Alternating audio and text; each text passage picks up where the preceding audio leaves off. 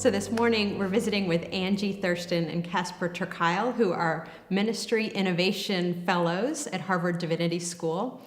And Angie and Casper came to be with us a little over a year ago for the Forum on Wesleyan Potential that we hosted here in Austin, and we have continued this relationship.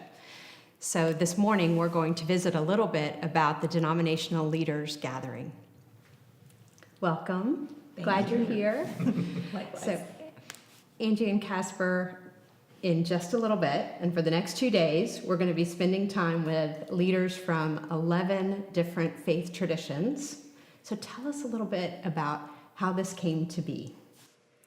Well, for us, it goes back to the great good fortune that we had to meet you, Lisa, and Gil Rendell over a year ago now in Texas when we were invited to the gathering of Methodist leaders that you mentioned. And for us, that was kind of a watershed moment because Casper and I had been researching and getting to know a landscape of religious innovation around the country. And as we had been studying these communities, our focus had really been on folks who were unaffiliated religiously, and especially millennials, and looking at where are they finding community and how is that happening outside of religious institutions and denominations. And then when we received your invitation, it catalyzed for us a real inquiry into a new landscape of innovation happening within religious traditions and getting to know and understand some of the dynamics at play between denominational leaders and these often upstart innovators who are at the edges or just outside the boundaries of denominations.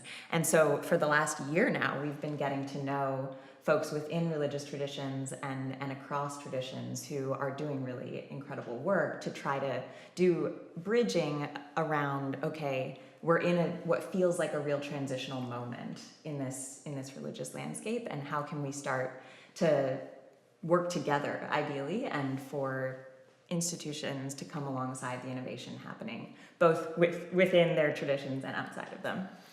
What's really exciting for us is that, it's a bit of an experiment. And the next 2 days, we've got folks, as you said, from 11 different traditions, from 7 Christian denominations, 3 Jewish and Unitarian Universalist. So a lot of these folks won't know each other. But our assumption is that a lot of the questions that are occupying, the United Methodist Church and the Reform movement in the Jewish landscape are really similar. And so we hope that they can learn from one another about what's happening in their own context and maybe start to imagine what might we do together to help engage that landscape of unaffiliated Americans to serve people really in their spiritual growth in some way. So we're really excited. Who knows what will happen?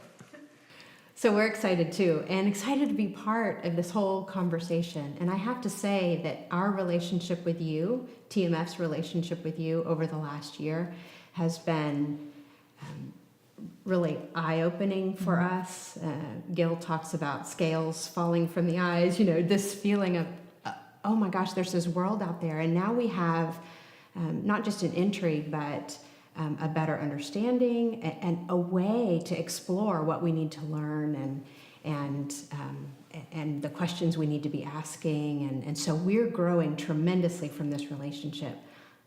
I'm curious about, from your perspective, about your relationship with TMF and why you've continued this. Well, as Angie mentioned, we had our first phone conversation with Gil just over a year ago, and neither Angie or I grew up within an affiliated tradition. We're both some of these unaffiliated millennials, and so we had a bunch of assumptions about the kind of institutional church. So when we spoke with Gil on the phone, and Gil said, our investment is really not so much just within the institution of the Methodist Church, but the movement of Wesleyan potential and the clarity and confidence that he had in a moment when so many folks might feel, worried or afraid about the changes in the religious landscape. What stands out for us in our relationship with TMF is the incredible vision of this organization and its commitment to learning that is, for us, really unparalleled. And so it's a huge pleasure for us to partner with you to delve into this new adventure. And I think, in some ways, we both bring pieces that the other one couldn't have just by the place of our who we are and where we are in this landscape. So, the relationships that we have with these many communities, from fitness communities to creative communities to folks that look more like worshiping communities, but many of whom don't have an affiliation, and some of whom who do are really at the edge of their tradition.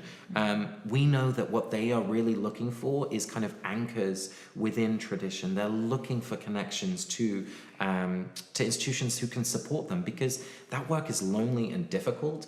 And actually, whether it's an institution like TMF or an institution like the Methodist Church, both of those have so many gifts to give. So we kind of, what I love about working together is that we get to bring those two landscapes together who might never otherwise meet, and hopefully, magic happens. Another real strength of TMF that we've discovered is the facility at hosting non-problem conversations in a really brave way that exposes people to each other who might not otherwise be in the room together. And we witnessed that a year ago in December, and now it's why we're so excited to be partnering with TMF on this event, because we're bringing together what might be an unprecedented collection of people from 11 different denominations. And knowing that you're so skillful at TMF at holding a space like that and allowing for what emerges in the room to emerge, and trusting that everything we need is in that room, we've gotten to witness and participate in experiences like that TMF has hosted. And so we have a real sense of confidence going into this event that that's the kind of thing we'll be laying a beautiful table for these folks to come to together, and that from that we can begin to harvest some of the bounty of what's already there. Oh, may it be so. May it be so. Amen. Right. So we have what some may call an unlikely kinship, Right. and now we've created a space where there can be more unlikely kinship to flourish and such. Right. So what do you imagine might come of this gathering? I think there are so many opportunities.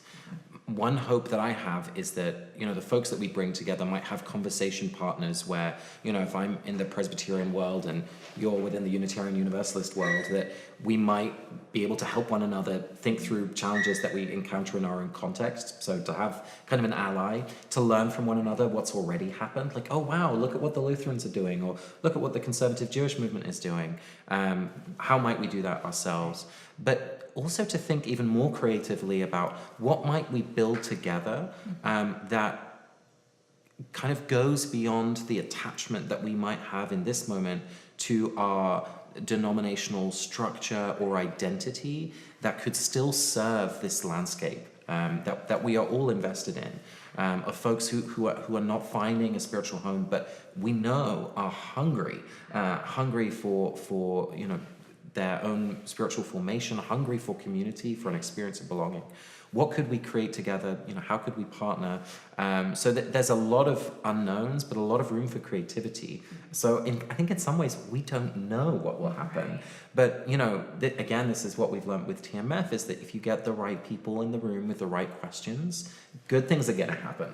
And that it takes a special kind of faith, actually, to trust that methodology. But, we've been proven right every time. So we'll see what happens. Yeah. Well, you all are doing amazing work. It's groundbreaking, it's transformative, and from my perspective, I see the Spirit at work in all that is happening. It's a good thing. We're Thank you. Grateful to do it with you. Thank you, Lisa.